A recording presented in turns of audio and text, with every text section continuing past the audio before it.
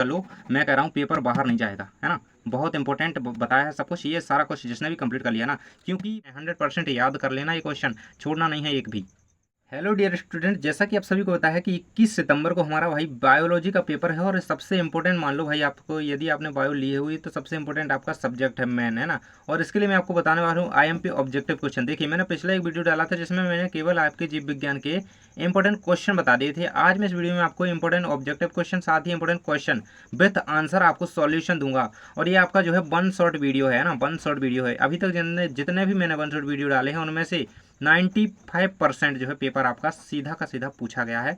तो बिल्कुल वीडियो में बने रहेगा, सभी क्वेश्चन को करके जाइएगा। क्योंकि देखिए हर बारी क्या होता है, आप लोग वीडियो छोड़ के चले जाते हैं और कुछ क्वेश्चन करते हैं वही पूछे जाते हैं। बस अगर पूरे क्वेश्चन देखें अच्छे आराम से और पूरा वीडियो वॉच करें तो कुछ भी देखने की जरूरत नहीं पड़ेगी, है ना।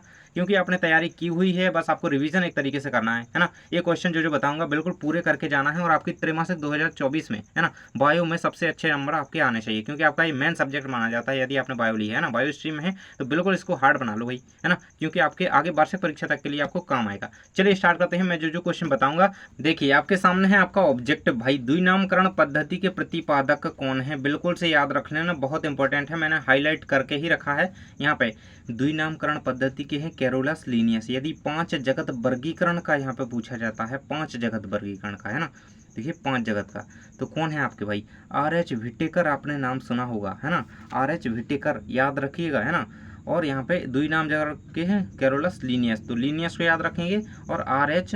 व्हिटेकर को भी याद रखना है, जो कि 5 जगत वर्गीकरण के जो है यहाँ पे प्रतिपादक हैं। इसके बाद नेक्स्ट क्वेश्चन दोस्तों आपका आ जाता है यहाँ पे, द्विनामकरण पद्धति क्या है भाई। इतना इंपॉर्टेंट क्वेश्चन है ना ये कि क्या ही बताऊं। देखिए आपकी वार्षिक परीक्षा तक के लिए है और इस परीक्षा में तो बिल्कुल लिख के ही आना है, द्विनामकरण पद्धति क्या है। और देखिए मैंने बता ही दिया कि इसके जो है जनक कौन है द्विनामकरण के, कैरोलस लीनियस, ये भी बताया।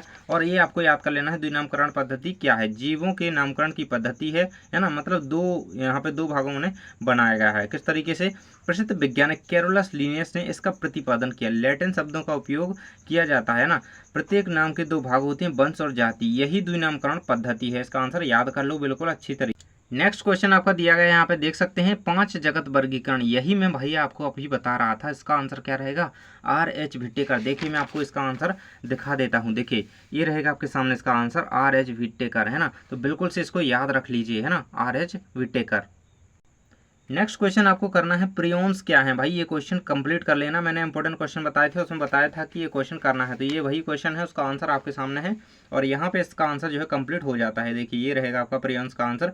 इसके लक्षण भी लिखे हुए हैं, तो 2 लक्षण हैं, दोनों को अच्छी तरीके से पढ़ लेंगे। विषाणु 90 डिग्री सेल्सियस पर ताप पर जो है निष्क्रिय हो जाते हैं, लेकिन प्रियोन्स इस ताप पर भी निष्क्रिय नहीं होते हैं। ये यहाँ पे एक विशेषता है, एक ऑब्जेक्टिव ही बन रहा है कह लो, है ना। इसके बाद नेक्स्ट क्वेश्चन आपको करना है, प्रोटिस्टा एवं मोनेरा जगत में अंतर। भाई इंपॉर्टेंट क्वेश्चन है, 3 नंबर या 2 नंबर में कह लो, 2 नंबर में कह लो ये क्वेश्चन, है ना। 2 अंक में ये क्वेश्चन बहुत इंपॉर्टेंट है, कर लो, दोनों में 2-2 अंतर कर लेंगे, कोई याद। मोनेरा संरचना सरल है जिसमें कोई जटिलता नहीं है, प्रोटिस्टा संरचना जटिल है ना। मोनेरा एक कोशिकीय जीव है, प्रोटिस्टा भी एक कोशिकीय जीव है ना। तो ये रहेगा इनके अंतर। और ये आप अंतर दोनों के अच्छे तरीके से देख लीजिए, ये क्वेश्चन बिल्कुल नहीं छोड़ना है। मोनेरा और प्रोटिस्टा में अंतर और लक्षण इनके याद करना है। इसके बाद नेक्स्ट क्वेश्चन आपको कर लेना है, स्वपोषी विषमपोषी मृतोपजीवी जीवों को परिभाषित कीजिए भाई। तो देखिए उदाहरण तीनों के याद होने चाहिए, उदाहरण ऑब्जेक्टिव में बनते हैं इनके, है ना। तो देखिए स्वपोषी ये रहेंगे, विषमपोषी का ये बताया गया, विषमपोषी जो है ये कोशिकीय जीव है, वो विषमपोषी के उदाहरण है। और मृतोपजीवी, मृतोपजीवी के बारे में बताया है, जो जीवाणु बैक्टीरिया वगैरह हो गए, ये मृतोपजीवी के उदाहरण है। तो बिल्कुल से इनके उदाहरण याद रखिए, इनके बारे में थोड़ा डिटेल से ये देख लेंगे, पूरा आंसर आपके सामने है। इसके बाद आपका नेक्स्ट क्वेश्चन है कि जीवाणु भोजी का नामांकित चित्र बनाइए। बैक्टीरियोफेज का बहुत इंपॉर्टेंट क्वेश्चन है 11th क्लास के लिए बायोलॉजी में। देखिए ये पूरा का पूरा कंप्लीट कर लेंगे, ये डायग्राम है उसका बना लीजिएगा। इसके बाद टीएमबी का भी डायग्राम कर लेना है, ये टोबैको मोजिक वायरस का, है ना, इसे कंप्लीट कर लेंगे, ये आपका दिया गया है। इसके बाद नेक्स्ट क्वेश्चन आपको करना है, पादप जंतु कोशिका में दोनों में अंतर और दोनों का चित्र सीखना है भाई। चित्र देखिए बता दूंगा आगे, है ना। ये दोनों में अंतर तो करना ही करना है, दोनों का अंतर बिल्कुल स्क्रीनशॉट ले लीजिए और इसको अच्छी तरीके से तैयार कर लेना है। नेक्स्ट क्वेश्चन आपका दिया गया है, देखिए, जो कि है पादप जगत के उभयचर होते हैं। तो भाई क्या होते हैं पादप जगत के उभयचर? ब्रायोफाइटा को कहा जाता है। मोस्ट इंपोर्टेंट है और ये लगभग 2 वर्षों से लगातार पूछा जा रहा है। तो बिल्कुल याद रखिए, पादप जगत के उभयचर ब्रायोफाइटा कहलाते हैं। याद रखिएगा, ब्रायोफाइटा है ना, किसी भी रूप में आ सकता है, खालिस्तान में सही जोड़ी में, है ना। तो पादप जगत के उभयचर खालिस्तान होते हैं तो ब्रायोफाइटा होते हैं, याद रखिएगा। नेक्स्ट क्वेश्चन आपका आ जाता है, विषम बीजाणुकता को लिखिए। भाई इंपॉर्टेंट क्वेश्चन है, इसे अच्छी तरीके से याद कर लेना। 2 नंबर में ये क्वेश्चन बनता है, विषम बीजाणुकता। इसका पूरा आंसर आपके सामने दिया गया है। नेक्स्ट क्वेश्चन इसके बाद आपको करना है, यहाँ पे देखिए अगले पेज में आपका आंसर यहाँ पे दिया गया है। देखिए ये रहेगा, ब्रायोफाइटा को पादप जगत का जल स्थलचर क्यों कहा जाता है? ये आपका आंसर यहाँ पे रहेगा। ये देखिए, ब्रायोफाइटा को पादप जगत का उभयचर इसलिए कहा जाता है, जल स्थलचर और उभयचर, देखिए दोनों जगह पे ये पाए जाते हैं, इसलिए ना उभयचर कहा जाता है। ये आपका आंसर पूरा का पूरा कंप्लीट है। इसके बाद आपको क्वेश्चन करने हैं, शैवालों के 3 लक्षण। भाई शैवाल के लक्षण तो करना ही करना है, ये कर लीजिएगा। इसके बाद आपको ब्रायोफाइटा का आर्थिक महत्व देख लेना है ना, ऐसे अच्छी तरीके से याद कर लेंगे, जो कि आपका आंसर यहाँ पे 9वें नंबर के क्वेश्चन में दिया गया है। देखिए यहाँ पे नहीं दिया गया है, नेक्स्ट में दिया गया है, तो उसे हम आगे बता। तो ये रहेगा ब्रायोफाइटा का आर्थिक महत्व, इसे अच्छी तरीके से याद कर लेना है, पूरा का पूरा दिया गया है। 2-4 आप पॉइंट याद कर लीजिए, आपको 6-7 दिए गए हैं। नेक्स्ट क्वेश्चन आपको करना है, यहाँ पे देख सकते हैं, प्रोकैरियोटिक कोशिका का चित्र सीख लेना है, जो कि चित्र ये रहेगा। देखिए मैंने आपको यहाँ पे दिखा दिया है, यही डायग्राम आपको यहाँ पे बना लेना है, जो भी है। देखिए थोड़ा ठीक से नहीं दिख रहा होगा, लेकिन ये डायग्राम है उसका, तो बना लीजिएगा इसे अच्छी तरीके से, तैयार कर लेंगे, है ना, क्योंकि ये इंपॉर्टेंट है, इसलिए मैं आपको दिखा दिया हूँ। यहाँ पे क्वेश्चन नहीं दिया गया है उसमें, इसलिए मैंने अलग से दिखा दिया। इसके बाद नेक्स्ट क्वेश्चन आपको करना है, खुले परिसंचरण तंत्र तथा बंद में अंतर। ये अंतर दोनों याद कर लेंगे। 2 नंबर का क्वेश्चन आता है आपका। सेकंड क्वेश्चन आपको क्या करना है, देखिए ऐसे क्वेश्चन नहीं आता कि यार ये समिति किसे कहते हैं, लेकिन ऐसे क्वेश्चन आ सकता है कि रेडियल जो समिति होती है ना, रेडियल समिति की मतलब किन जीवों में, किस संघ के जीवों में पाई जाती है। तो सिलेंट्रेट्स उसका आंसर याद रखेंगे, और इकाइनोडर्मेटा, है ना, इकाइनोडर्मेटा के जंतु जो होते हैं, डरमेटा, है ना, इसके जंतुओं में क्या है, अरिये यानी कि रेडियल समिति पाई जाती है। तो ये याद रखिएगा, इंपॉर्टेंट है। कौन सी समिति? इकाइनोडर्मेटा में अरिये समिति पाई जाती है। इसके बाद आपको क्वेश्चन करना है, आर्थ्रोपोडा संघ की 2 विशेषताएं लिखिए। देखिए आपके सामने पूरा आंसर दिया गया है ना, देखिए, और ये पूरा आंसर रहेगा आर्थ्रोपोडा संघ के प्राणियों का। इसमें देख सकते हैं क्या क्या उदाहरण है इसके, तिलचट्टा हो गया, मच्छर हो गया, मक्खी हो गया, है ना, झींगा, केकड़ा, ये सारे कुछ जंतु हैं जो इसमें आते हैं। इसके बाद अगला क्वेश्चन आपको कर लेना है, कॉर्डेट्स एवं नॉन कॉर्डेट्स में 3 अंतर। भाई ये क्वेश्चन एक भी नहीं छोड़ना है, जो क्वेश्चन बता रहा हूँ सभी अंतर याद करना है, सभी क्वेश्चन याद करना है, एक एक डायग्राम याद करना है, सब कुछ याद करना है। देखिए ये 3 अंतर दिए गए हैं दोनों में, ये बिल्कुल स्क्रीनशॉट लेके याद कर। इसके बाद नेक्स्ट क्वेश्चन आपको करना है, जड़ें कहाँ से विकसित होती हैं। भाई जड़ें जो हैं आपकी, देखिए जड़ दोनों का बता देता हूँ। जड़ें जो है आपकी मूलांकुर से विकसित होती हैं, और जो आपका तना होता है ना, तना की बात की जाए, तना भी पूछा जा सकता है, तना है जो प्रांकुर से होता है विकसित, है ना। तो दोनों का याद रखिए, जड़ें मूलांकुर से, तना प्रांकुर से, दोनों इस तरीके से यहाँ पे विकसित होते हैं। जिसके बाद श्वसन मूल पाई जाती है राइजोफोरा में, बरगद में, मक्का में। तो किसमें पाई जाती है श्वसन मूल आपकी यहाँ पे? तो यहाँ पर राइजोफोरा में पाई जाती है श्वसन मूल। ये दोनों बिल्कुल से याद रखिए, इसको बिल्कुल हाईलाइट कर लीजिए। जड़ें मूलांकुर से विकसित होती हैं और तना जो है प्रांकुर से विकसित होता है। नेक्स्ट क्वेश्चन आपको करना है, पौधे में जड़ के 2 कार्य लिखिए। जड़ों के कार्य आपको सीख लेने, जड़ का क्या कार्य है, ये आंसर आपका सामने दिया गया है। 4 पॉइंट दिए गए हैं, 2 आंसर। इसके बाद अगला क्वेश्चन आपको कर लेना है, पर्ण विन्यास से आप क्या समझते हैं, इसके प्रकार लिखिए। भाई तो पर्ण विन्यास आपके सामने समझाया गया है। देखिए तने के ऊपर पत्तियों की व्यवस्था या क्रम को पर्ण विन्यास कहते हैं। इतना सा भी आप आंसर याद रख सकते हैं, क्योंकि खालिस्तान में भी आ सकता है कि तने के ऊपर पत्तियों की व्यवस्था या क्रम को खालिस्तान कहते हैं, तो पर्ण विन्यास कहते हैं। ये आंसर आप कंप्लीट कर लीजिएगा पूरा का पूरा। इसके बाद नेक्स्ट क्वेश्चन आपको करना है, सरल एवं संयुक्त पत्ती में अंतर। भाई तो अंतर आपके सामने दिया गया है, कोई 3 अंतर आपको कर लेना है। 3 नंबर में ही क्वेश्चन आएगा, ये बड़ा नंबर में क्वेश्चन नहीं आता है, 4 में नहीं आता है। इसके बाद ससीमाक्षी और असीमाक्षी पुष्पपुरम में अंतर कर लेना है। दोनों में अंतर यहाँ पे आपको दिया गया है, देख सकते हैं, लक्षण के आधार पर दिया गया है, बिल्कुल अच्छे आराम से कर सकते हैं, क्योंकि एक एक लाइन में अंतर है। तो 3 अंतर इसके भी याद कर लेने हैं। इसके बाद नेक्स्ट क्वेश्चन आपको भाई ये डायग्राम करना है, जो कि एक प्रारूपिक पुष्प का नामांकित चित्र है। कुछ इस तरीके से आपको डायग्राम बना लेना है। देख सकते हैं आपके सामने पेटल एंथर, जो भी इसमें पार्ट्स होते हैं, है ना, ये ब्रंथ होता है ना, सेपल होता है, ओवरी, ओव्यूल, स्टाइल वगैरह, स्टिग्मा, जो भी इसमें होता है, सब कुछ याद करके नामांकित चित्र तैयार करना है। ये ऑब्जेक्टिव देख लो यहाँ पे, फ्लोएम द्वारा क्या होता है, भोजन का परिवहन, यानी कि खाद्य पदार्थों का परिवहन पौधों में फ्लोएम द्वारा होता है। फ्लोएम एक ऊतक है जिसके द्वारा भोज्य पदार्थों का परिवहन होता है। जाइलम के द्वारा क्या होता है, जाइलम द्वारा जल का परिवहन। दोनों का याद रखो, फिलोएम द्वारा भोजन का, जल के द्वारा जाइलम द्वारा जल का परिवहन, दोनों का याद रखना। इसके बाद नेक्स्ट क्वेश्चन आपका दिया गया है भाई कि एक बीजपत्री व द्विबीजपत्री में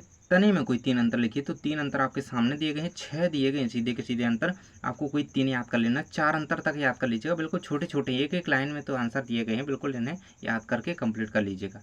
भाई यहाँ पे देख लो, पीपीएलओ का पूरा नाम लिखिए। पीपीएलओ का पूरा नाम क्या है? तो प्लूरोनिमोनिया लाइका ऑर्गेनिज्म, इसका फुल फॉर्म होता है, ये रहेगा आपका आंसर, समजीव यानी कि लाइक ऑर्गेनिज्म, है ना। तो ये आपका पूरा फॉर्म दिया गया है इसका, बिल्कुल से याद रखना, मोस्ट इंपॉर्टेंट है। और ये भी याद करना है, कोशिका सिद्धांत का प्रतिपादन किसने किया? स्लाइडेन एवं स्वान ने किया था, स्लाइडेन एवं स्वान ने। इसके बाद है रॉबर्ट ब्राउन ने निम्नलिखित में से किसकी खोज की? तो भाई केंद्रक की खोज की थी। और कोशिका की खोज किसने की? ये कमेंट बॉक्स में बताएंगे, है ना, कमेंट बॉक्स में बताइएगा कि कोशिका की खोज किसने की थी, है ना। देखिए ये 8वां है यहाँ पे आपका, ये जरूर से करना है, जे से इसकी जोड़ी मिल रही है भाई, कोशिका का पहचान। देखिए राइबोसोम जो होता है कोशिका में, राइबोसोम क्या करता है? राइबोसोम जो कोशिका में करता है, क्या करता है कि वो प्रोटीन का संश्लेषण करता है। प्रोटीन संश्लेषण का काम कौन करता है? राइबोसोम करता है, बिल्कुल से इसे याद रखना है। और माइटोकॉन्ड्रिया कोशिका का बिजली घर या पावर हाउस कहा जाता है, ये सभी को पता है, बिल्कुल हम शुरुआत से पढ़ते आ रहे हैं, आंसर में याद रखेंगे, है ना। ये याद कर लेना है, ये याद कर लेना है और ये याद कर लेना है। और कमेंट में बताओ कि कोशिका की खोज किसने की थी। ऑब्जेक्टिव में तो हमने बता ही दिया कि माइटोकॉन्ड्रिया को कोशिका को ऊर्जा ग्रह कहा जाता है, लेकिन क्यों कहा जाता है तो वो यहाँ पे देख लेते हैं। ये आपका कंप्लीट आंसर उसका दिया गया है, बिल्कुल इसे याद कर लेना। ये क्वेश्चन एक भी स्किप नहीं करना है, जितने क्वेश्चन बताए हैं सब याद करना है। अगला क्वेश्चन आपका दिया गया है, प्रोकैरियोटिक एवं यूकैरियोटिक कोशिका में कोई 3 अंतर लिखना है। तो देखिए यहाँ पे केंद्रक कला के आधार पर एक अंतर दिया गया है। नेक्स्ट पेज में हम और अंतर देख लेते हैं आपके, तो आपको इसमें अंतर याद रखना है ना।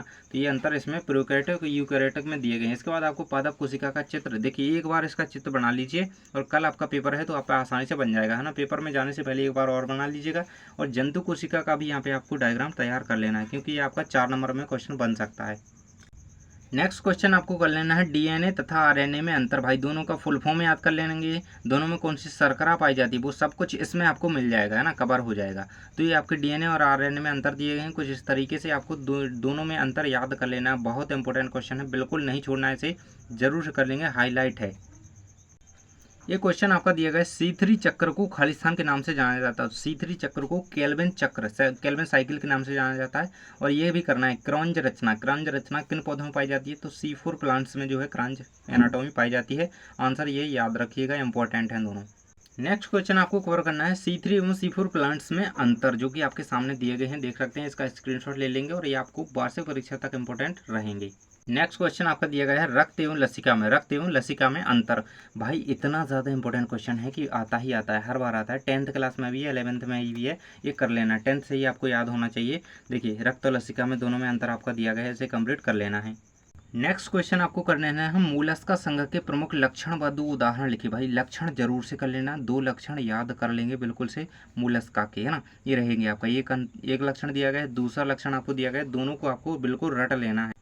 इसके बाद नेक्स्ट क्वेश्चन आपको क्या करना है भाई, इसके बाद नेक्स्ट क्वेश्चन देखिए, जड़ का विकास किससे होता है? मैं आपको वीडियो में बता चुका हूँ, लेकिन ये ऑब्जेक्टिव बिल्कुल याद रखना है, ये ऑब्जेक्टिव आपको बिल्कुल याद ही रखना है, ये इनमें से एक भी नहीं छोड़ना है। देखिए जड़ का विकास कहाँ से होता है?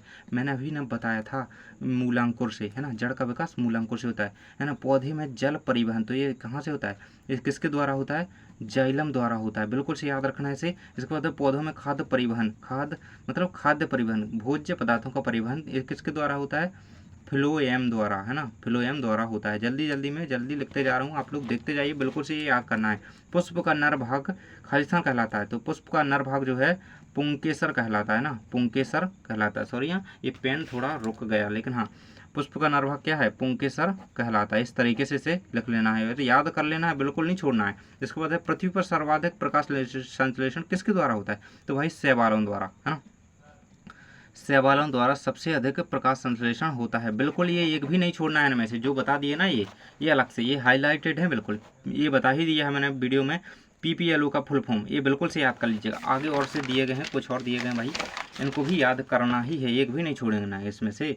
देखिए पक्षियों के हृदय में, पक्षियों के हृदय में कितने कक्ष होते हैं? पक्षियों के हृदय में देखिए आंसर दिया गया आपका, तो 4 कक्ष होते हैं ना, पक्षियों के हृदय में 4 कक्ष होते हैं, आंसर याद रखिए बिल्कुल से। एक बीजपत्री तने में कौन सा संवहन मंडल पाया जाता है? संयुक्त संवहन मंडल, है ना, एक बीजपत्री तने में संयुक्त संवहन, बायो कोलेटरल संवहन पूल, है ना। इसके बाद है आपका तने का विकास किसके द्वारा होता है भाई, ये तो मैंने करवा ही दिया। तने का विकास किसके द्वारा, परांकुर के द्वारा, और ये मूलांकुर के द्वारा, जड़।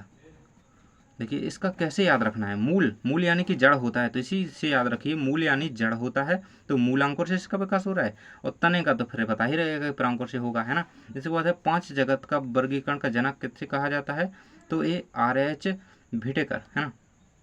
R.H. व्हिटेकर को कहा जाता है। आंसर याद रखेंगे, मैंने बता तो दिया है द्विनाम का, है ना, कैरोलस को, कैरोलस लीनियस को याद रखेंगे। कोशिका सिद्धांत किसने दिया था, स्लाइडेन व स्वान, दोनों का नाम याद रखेंगे।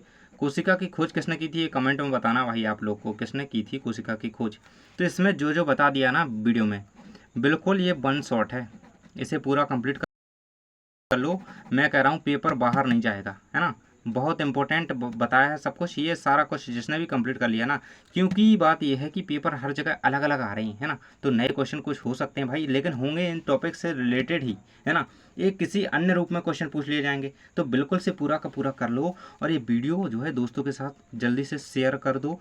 और हमसे आप कहाँ पे इंस्टा पे जुड़ना चाहते हो तो नीचे डिस्क्रिप्शन में लिंक है, जल्दी से उस पर क्लिक करके वहाँ पे फॉलो कर लो, जुड़ जाइए। और आपको कोई भी डाउट है तो सीधे पूछिए, कोई दिक्कत नहीं रहेगी। और जल्दी ही मिलते हैं नेक्स्ट वीडियो में। आपका नेक्स्ट जो पेपर है उसकी तैयारी करिए अच्छी तरीके से। मैथ्स के, केमिस्ट्री के जल्दी ही वीडियो आ जाएंगे। थैंक्स फॉर वॉचिंग, मिलते हैं नेक्स्ट वीडियो में।